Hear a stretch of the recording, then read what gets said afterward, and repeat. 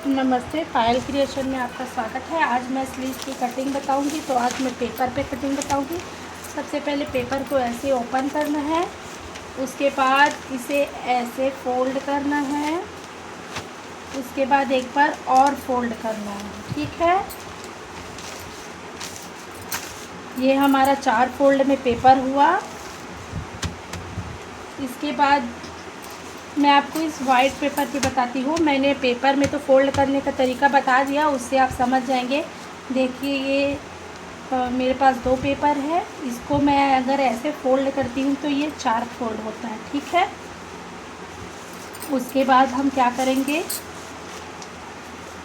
उसके बाद हम बंद भाग की तरफ से ऐसे बंद भाग की तरफ से स्लीव्स की जितनी भी लेंथ है उसका निशान लगाएंगे। बंद भाग की तरफ से मैं 6 इंच का स्लीव से बता रही हूँ आपको।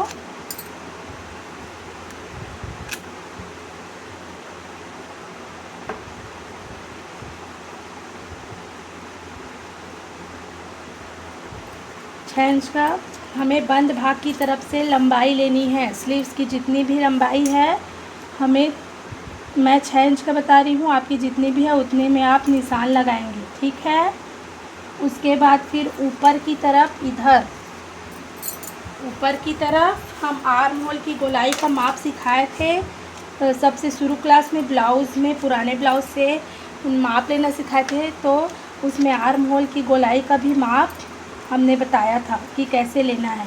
तो जितनी भी आपकी आर्म होल की गोलाई है उसका माप लेंगे।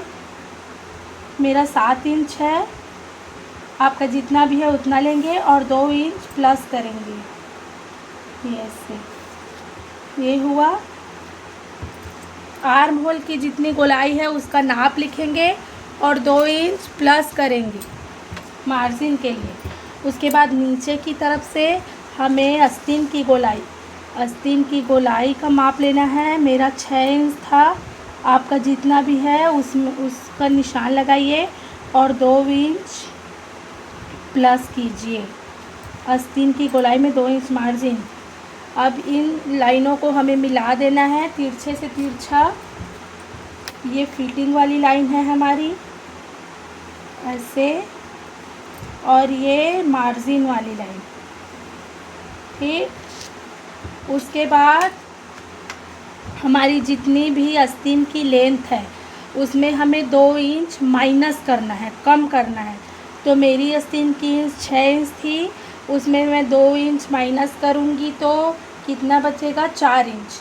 तो ये जो मार्जिन वाली लाइन है उधर से नीचे की तरफ से हमें इंच टेप को ऐसे रखते हुए 4 इंच पे कैसे निशान लगाना है।